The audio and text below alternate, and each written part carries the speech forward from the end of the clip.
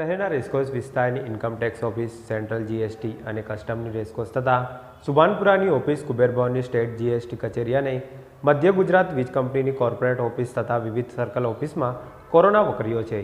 Income tax ઓફિસના બિલ્ડિંગમાં 15 દિવસમાં કોરોનાના 25 પોઝિટિવ કેસ આવ્યા છે. ઇન્કમટેક્સના ચીફ કમિશનર, જોઈન્ટ કમિશનર અને 2 ઓફિસર સહિત અન્ય સ્ટાફ કોરોનામાં સપડાયો છે.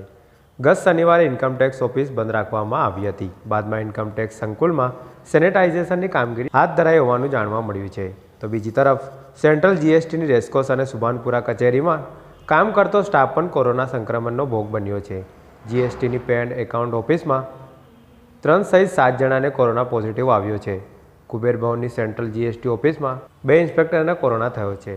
રેસકોર્સ સ્થિત સેન્ટ્રલ રેવન્યુ કોલોનીમાં લગભગ 400 જેટલા મકાનો છે, જેમાં chief commissioner, joint income tax commissioner, GST અને કસ્ટમ વિભાગના ઉચ્ચ અધિકારીઓ અને અધિકારીના પરિવાર રહે છે. તાજેતરમાં ત્યાં આરટી-પીસીઆર ટેસ્ટનો ખાસ કેમ્પ યોજાયો હતો. કેટલાક અધિકારીઓ સહિત તેઓના પરિવારના સભ્યોને પણ કોરોના તથા હોમ આઇસોલેશનમાં છે. આ ઉપરાંત એમજીવીસીએલની કોર્પોરેટ ઓફિસ સહિત વિવિધ સર્કલ ઓફિસમાં 3 એન્જિનિયર સહિત 40 कर्मचारियों को कोरोना થયો છે. मैं आपको तो शुरू से बताता हूँ इस बारे में. 10 तारीख को हमारा पहला केस आया था और उसके बाद में दूसरा केस आया हमारा 3 दिन बाद. और जैसे ही जब ऐसी स्थिति आई तो हमने उसी समय अपनी एहतियात शुरुआत कर दी और सबसे पहले हमने फोकस किया सबसे टेस्टिंग पे. दोनों फ्लोर पे ये आए थे केस, तो उन दोनों फ्लोर के हमने 100% टेस्ट करवा दिए. तो वो टेस्ट करवाने से क्या हमारे 3-4 केस हो रहा है. उसके बाद में फिर हमने वीएमसी का कैंप वगैरह लगवाया.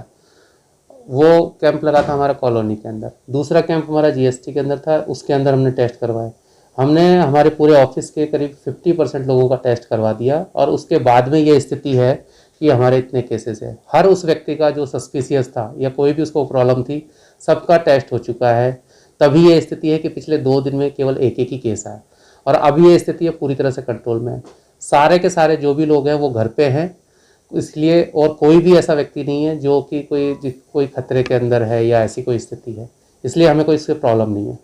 अब इसके बाद की बात आती है कि लास्ट के अंदर भी उनके ऊपर कोई और उनका भी हमने पूरा ध्यान रखा हुआ है. जो लोग हॉस्पिटल के अंदर या फिर जिनको लगता है कि कोई टेंशन आ रही है, लेकिन इस सारी स्थिति में तो पूरी तरह से कंट्रोल में है और हमको लगता है अब धीरे धीरे हमारे ये केसेस कम होते जाए. सर, ये जो ये 27 केस बोल रहे हैं वो कौन सी बिल्डिंग में है और कितने अधिकारी, कितने कर्मचारी?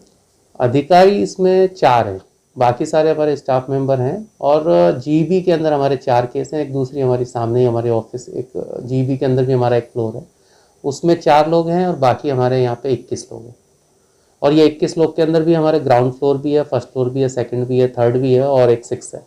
सबका मिला. अभी जो कामकाज है वो रुका हुआ है या जैसे था? नहीं, अभी हमारा कोई कामकाज रुका हुआ नहीं है, बिल्कुल सही तरीके से चल रहा है. सभी लोग इसमें आ रहे हैं.